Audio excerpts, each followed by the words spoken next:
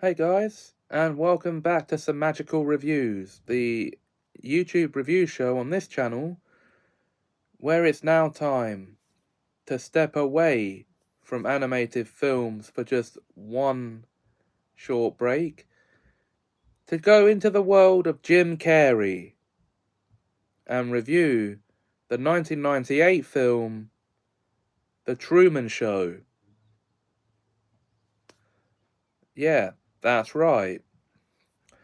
Now, the basic plot of this film is that Truman Burbank, played by Jim Carrey, is a man who is living his life as happy as can be, friends with everyone. That is, of course, what he thinks his life is, until it's revealed to him that his whole life is nothing but a reality TV show that they've been filming since he was born. So his whole life has been a lie, and he's only just finding out about it here in this film. So he's understandably not happy about what he's just found out. I mean, how would you feel if the life you thought you were living was revealed to you to be a lie, and you've just been the subject of a TV show that they've been filming since you were born?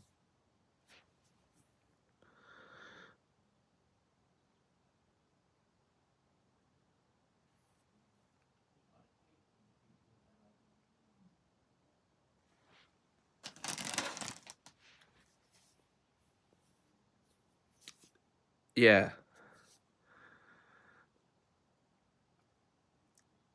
That would freak you out, presumably, right? So that's the basic plot of The Truman Show. What do I think of it? Well, I thought it was a lot of fun to watch because I've grown up my entire life in front of a video camera. Of course, I've known I've been in front of the video camera my entire life, and I've enjoyed it.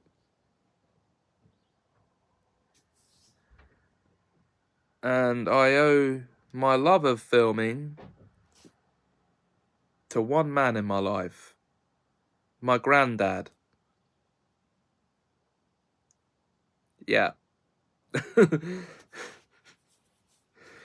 Who sadly is no longer here. But anyway, if it hadn't been for him, I wouldn't be into filming.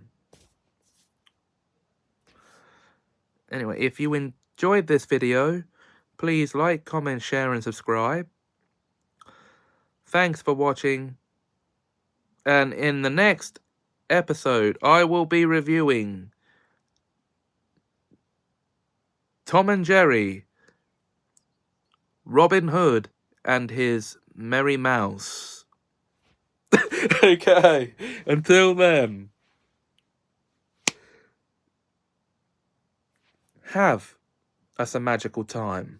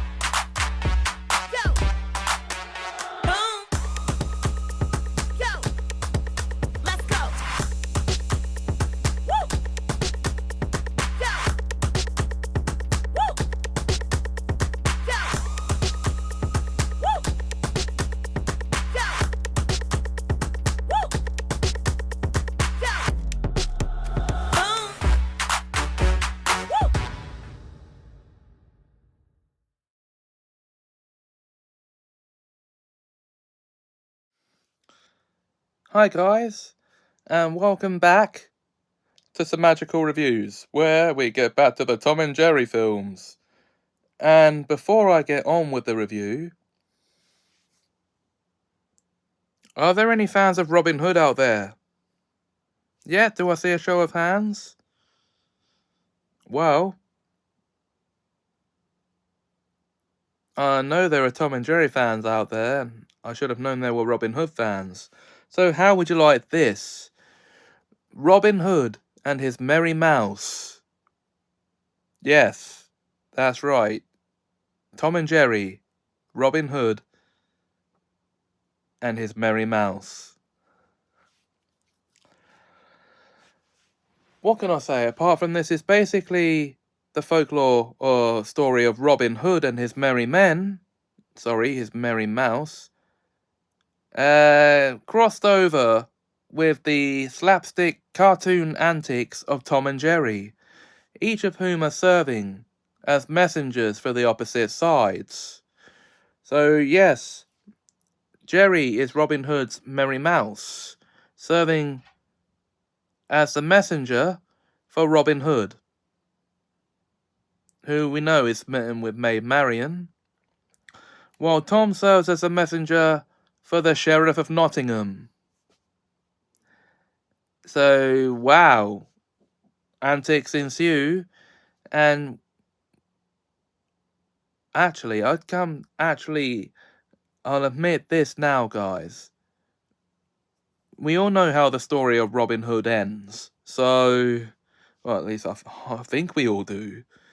And it ends no differently with Tom and Jerry being there, either.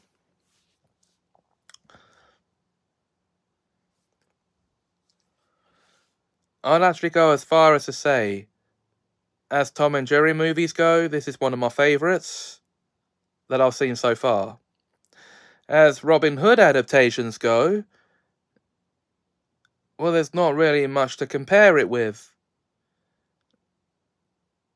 But out of this and the Disney version, it's my favourite. Yeah, there you go. I said it. Now, you can shoot the messenger if you want, but I don't recommend it.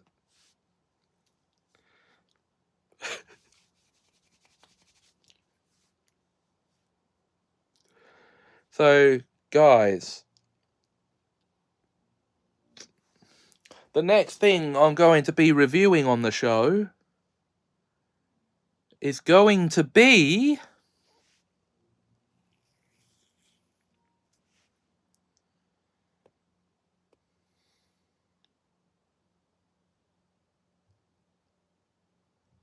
Stephen King's It.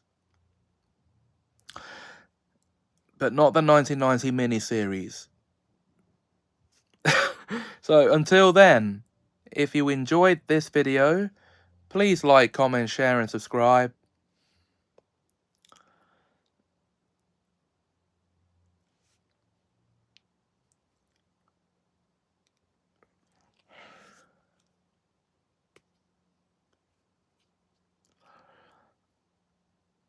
And until next time, thanks for watching and have a Semajical time.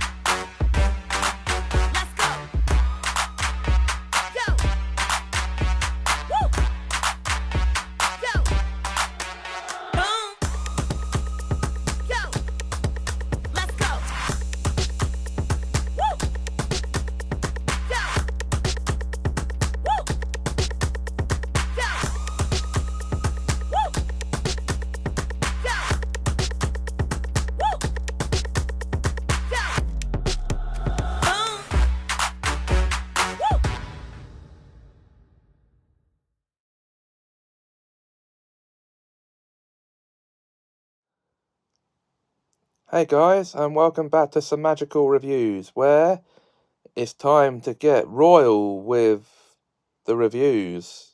You know why I said this, right? Because the film I'm about to review is the first part of a two-part film adaptation of a book by this specific author. The author I'm talking about is Stephen King. Yeah, that's right. And the 2017 film, It. Now, in this first part of the film adaptation, we follow the lives of 7 young people, 7 children, as a matter of fact,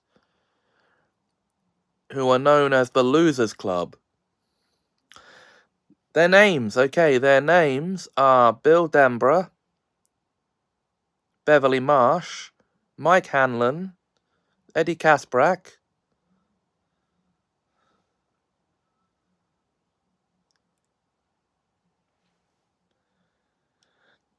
Richie Tozier,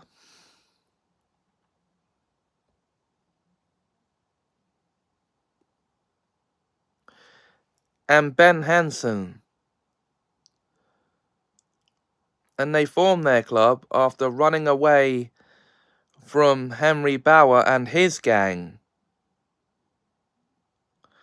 Henry Bauer's the local town bully. Now, the original book is this part of the story is based on the childhood section of the book, which takes place in the 1950s. But this adaptation moves that forward to 1989. But the film begins with a sick Bill Denborough sending his younger brother Georgie to play boat in the rain with a paper boat he made him, where he gets taken by an evil entity known as Pennywise the Dancing Clown. And so, in the main story, we learn that this entity is a supernatural entity that can take the form and shape of one's worst fears, and each of the losers in turn has to face it. Oh, and I forgot to mention one person from the 7, Stan Uris. Sorry.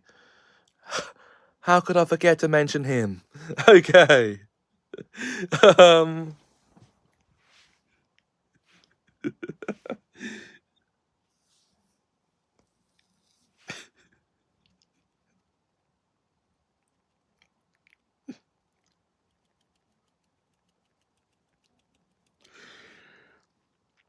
So this is about the Losers Club and their first encounters with it. And it presents itself in, obviously, different forms for everyone. Like, an example, for Eddie, who's a known hypochondriac, he appears in the form of a leper. Someone with leprosy. Yeah, so...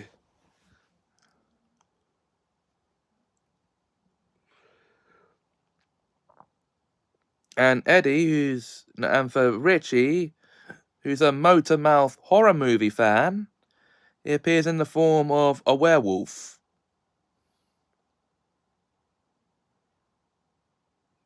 But his main form is Pennywise the Dancing Clown. And he appears in that form to all 7 of them.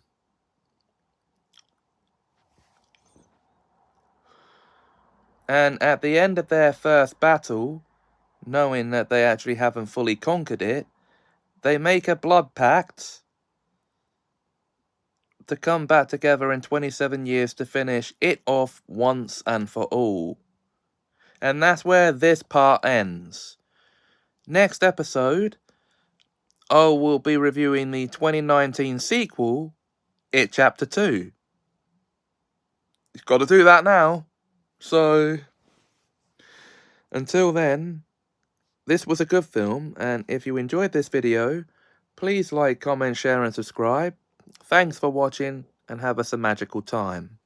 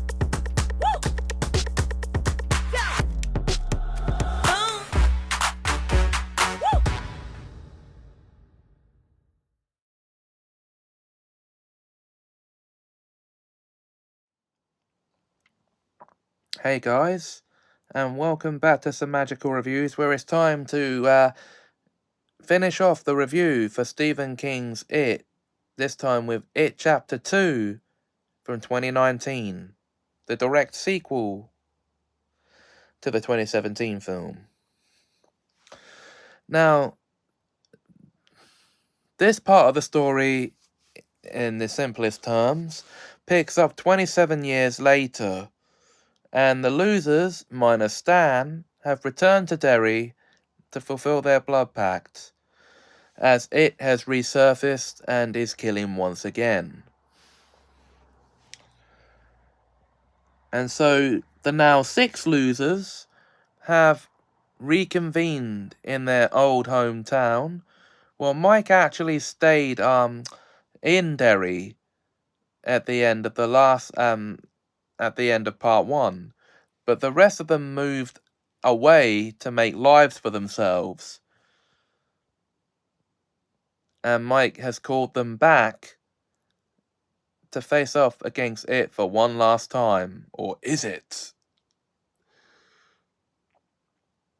So that is basically the plot of It Chapter 2, without spoiling anything for you.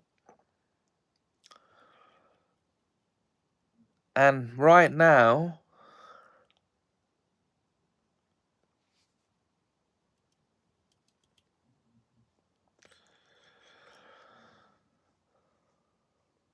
I'm going to tell you my opinion. My opinion of part 2 is it's way better than part 1. You need to see this, okay?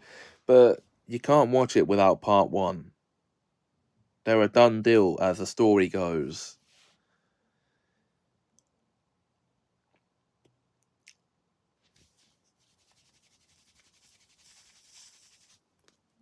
But that being said, it's totally up to you if you want to see the film or not, if you haven't yet. If you enjoyed this video, please like, comment, share and subscribe. And until next time,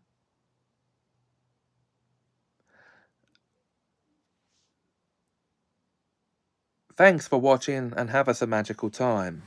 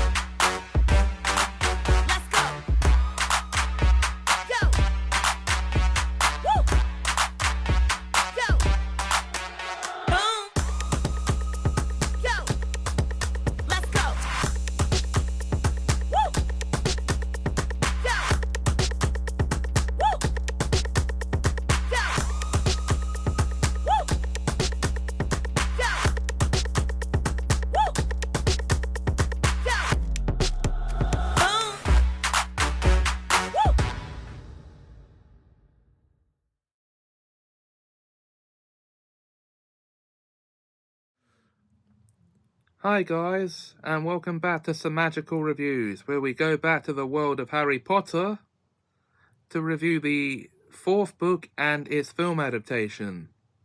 Now, the 4th book in the series is Harry Potter and the Goblet of Fire. Published and released in 2000, it details and chronicles Harry Potter's 4th year at Hogwarts School of Witchcraft and Wizardry, where, by a magical goblet,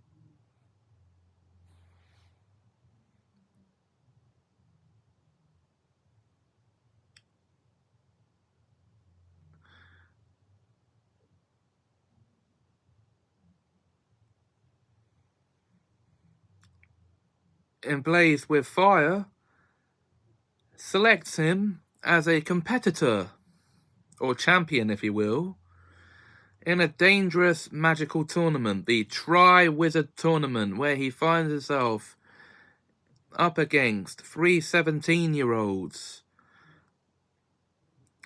One from his own school, Cedric, And then we have Fleur Delacour of the Beauxbatons Academy, who is chosen as their competitor, and Victor Krum from the Durmstrang Institute. And so that's our 4 champions, as the book would tell us they are, selected to compete in the tournament. Other new characters we meet in the series. Well, we of course meet our new Defense Against the Dark Arts teacher.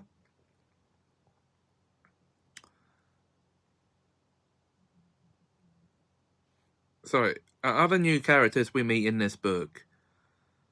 We meet our new Defense Against the Dark Arts teacher, Alistair Mad-Eye Moody. Or is it actually Barty Crouch Jr.? Okay. The son of high-ranking ministry official then bumped down the department, Barty Crouch Sr. And of course we meet the heads of the other schools as well. Those would be Madame Olympe Maxime and Igor Karkaroff. And we see then firsthand how dangerous this tournament is. As Harry finds himself in competitions such as getting past a dragon, in his case a Hungarian horntail, to collect the golden egg that it's guarding, without breaking any of the actual eggs. Yes, it's a nesting mother dragon. And then we have the Yule Ball, which isn't an actual task, which he, on the rebound, ends up taking Parvati Patil to, while Ron takes Padma. Neither of them actually shows a good time to their dates. That's because another new character we meet in this story, in this book, is Cho Chang, a 5th-year student who's on the Ravenclaw Quidditch team as their seeker. And it's this girl Harry has a crush on and tries asking to the ball. Only problem is she's dating Cedric Diggory. We also meet Cedric's parents in this book, Amos Diggory and his wife, Mrs. Diggory.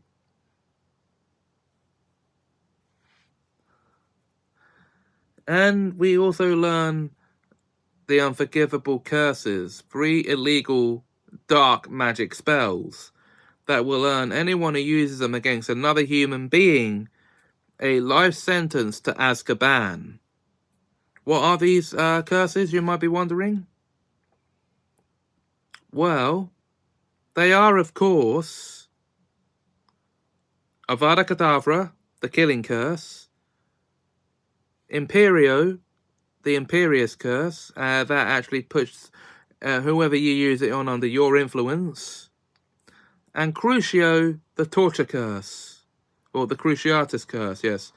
It tortures whoever it's casted upon.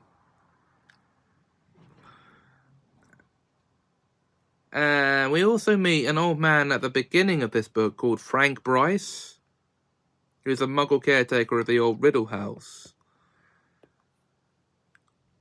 And we also hear about the disappearance of Bertha Jorkins, who used to be a pupil at Hogwarts in the early days of Dumbledore's reign as headmaster.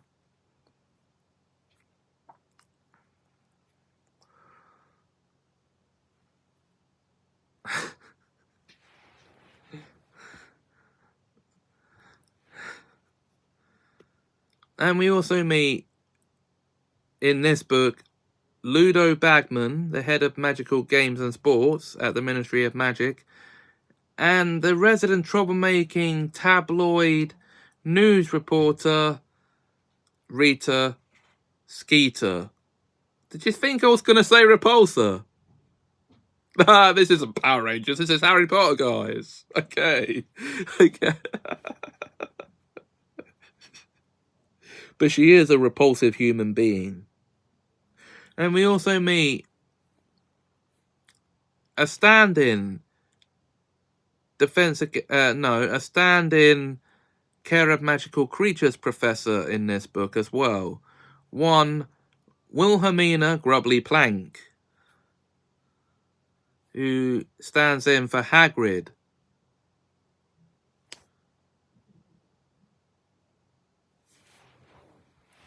At some point in the book. Okay, now the second task involves the competitors going underwater to retrieve a stolen treasure. This is actually a human treasure. Ron stands in as the treasure for Harry here.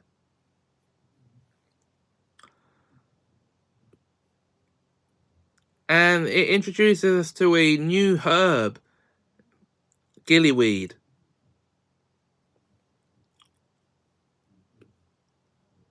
A new magical plant, that is. Well, the final task is the maze challenge. And, well, I think I'm going to stop talking there because it gets into spoilers for the end of the book for those who haven't read it yet. It's a good book. But bear in mind, it is over 600 pages long. And it does have 37 chapters to it.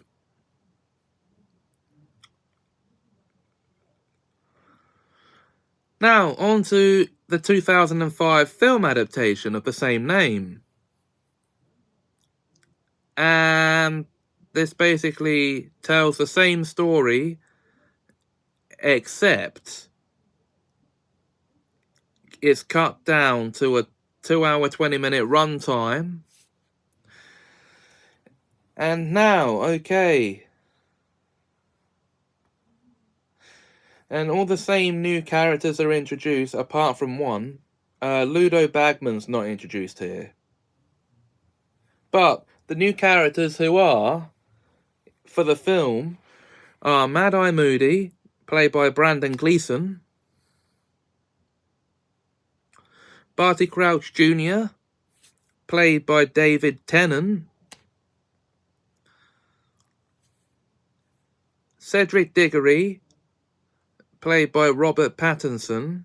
Cho Chang, played by Katie Lang, or Luang, however you pronounce her name.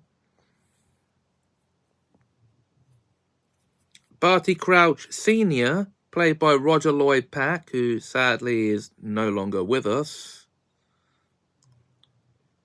But you might remember him better as Boise in Only Fools and Horses. So,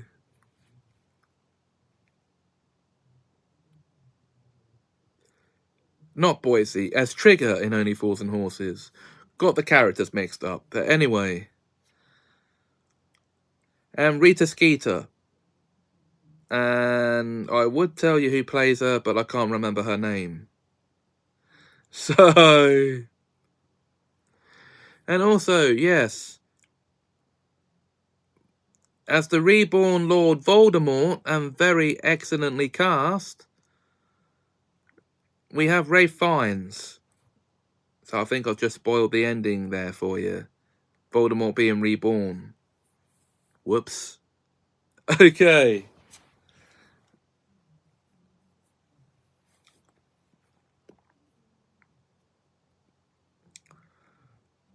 And of course,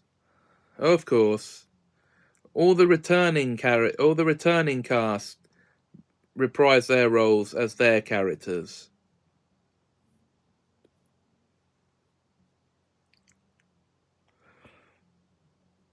Now, I wish I could tell you who played Fleur and Crumb, but I can't remember their names either.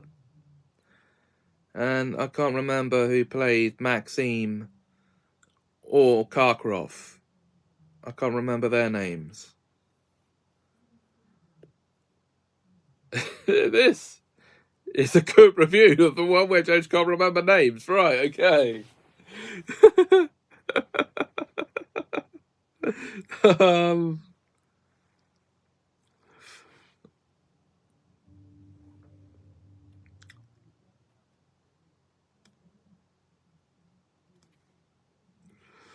Anyway, enough about this particular Potter book and this particular Potter film adaptation. But I need to say what I thought of the film now, don't I? Oh no, wait, I forgot to say Amos Diggory in the film. But the reason I've left him out is, again, I can't remember his actor. So it's a decent film adaptation, this one.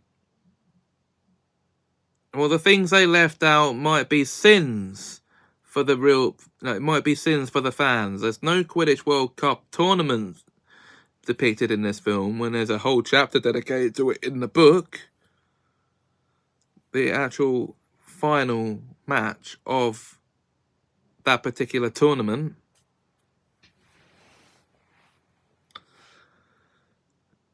And there's no mention in this film of Fred and George wanting to start a joke shop. And there's no mention of Harry winning the Triwizard Tournament at the end, which again, spoilers, okay. But anyway, that's it for this review, guys. If you enjoyed this video, please like, comment, share and subscribe. The next film up for review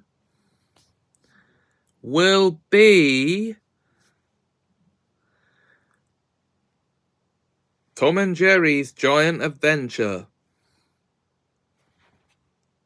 Until then,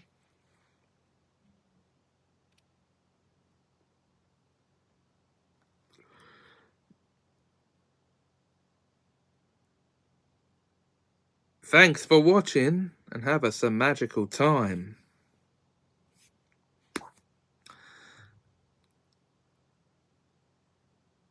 And please like, comment, share and subscribe if I haven't said that yet.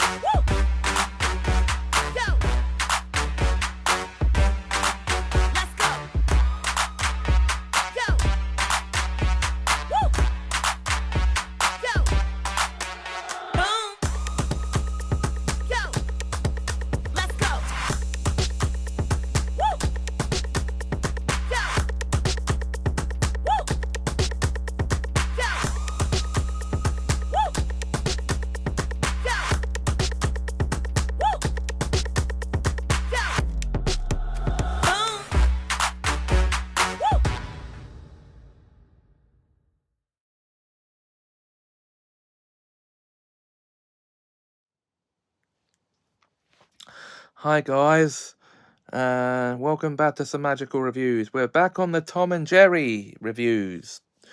This time, I'm going to be reviewing the direct-to-DVD animated crossover film, Tom and Jerry's Giant Adventure. The basic plot of this film is, it basically plays out like a different version of Jack and the Beanstalk. Tom and Jerry are helping this young boy named Jack and his mum to maintain and keep their theme park, Storybook Land, from going under. Due to mortgage problems, his mum can't afford to keep it running, and is forced to sell their cow, Hermione. And so Jack goes off to try and sell her, only to meet this mysterious magic farmer, Farmer Odell, who offers to buy the cow for magic beans. Yeah. Now, this is where the story goes off in its own direction. Rather than Jack being sent to bed for buying the beans, he plants them himself and sleeps outside, only to find himself going up a beanstalk as he sleeps. And then he and Tom and Jerry awake to enter storybook land. For real, at the top of the beanstalk.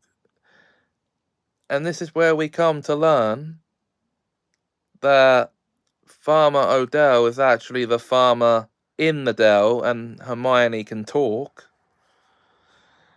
But also all the other storybook and nurse your own characters are being terrorized by Mr. Gigantic. No, that is really the name of the giant. Okay.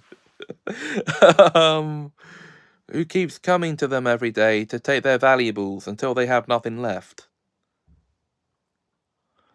And Jack is the prophesized chosen one. Yes, he's prophesied to stop the giant and bring Storybook Land back to the happy place it once was. Now, this is a 55-minute film, and so he has to do his chosen one mission pretty quickly.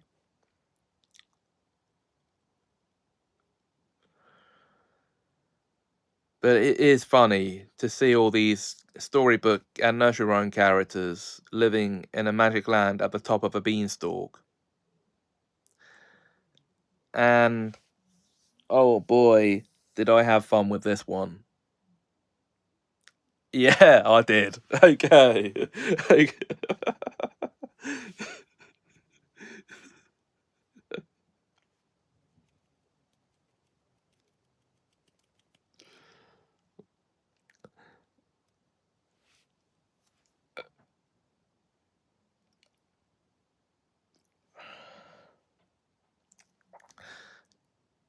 One of my favourite direct-to-DVD Tom and Jerry films so far. So,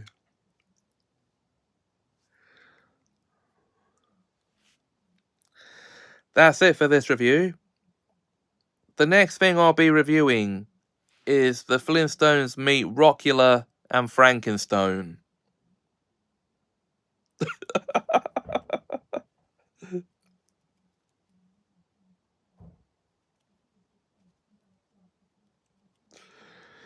Until then, if you enjoyed this episode, please like, comment, share, and subscribe. Thanks for watching, and have a magical time.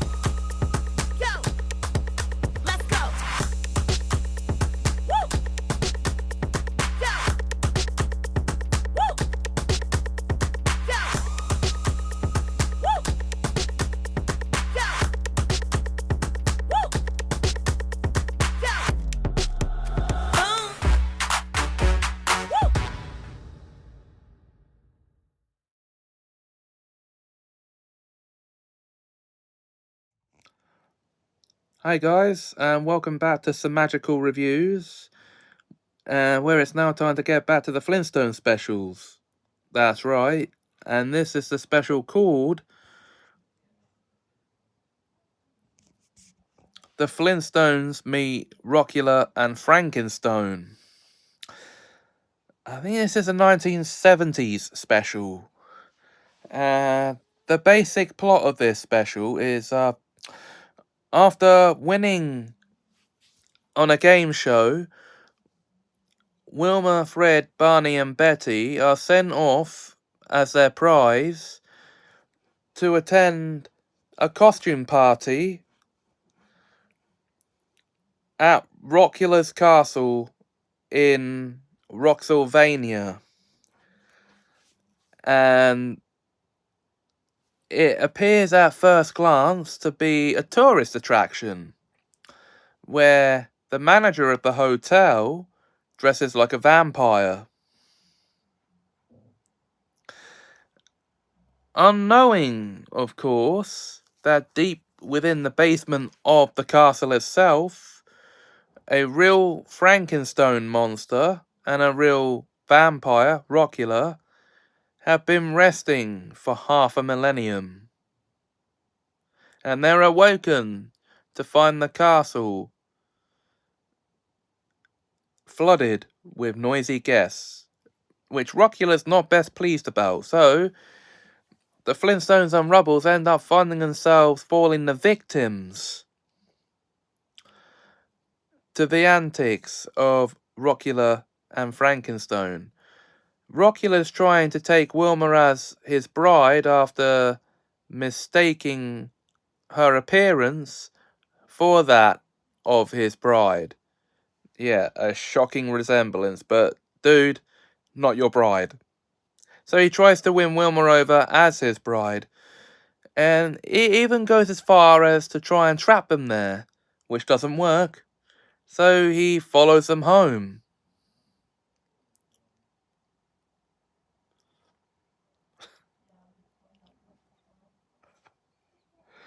And then tries to win Wilma over, which he plays him for the fool he really is. He tries to win Wilma over by promising to do all the things Fred doesn't do. Anyway, so the basic plot is just what I've just described. And yeah, it's a good special. I've said that about all of these so far, haven't I? Okay. Well, what can I say apart from I'm a big Flintstones fan?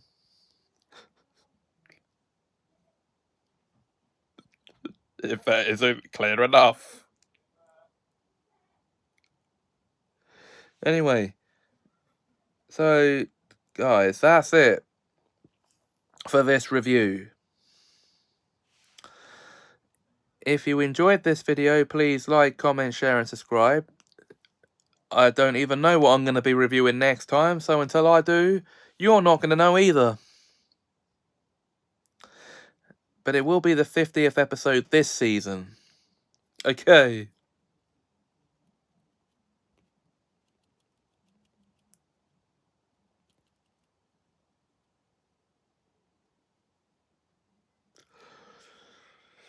But until then, if you enjoyed this video, please like, comment, share and subscribe. Thanks for watching and have a magical time.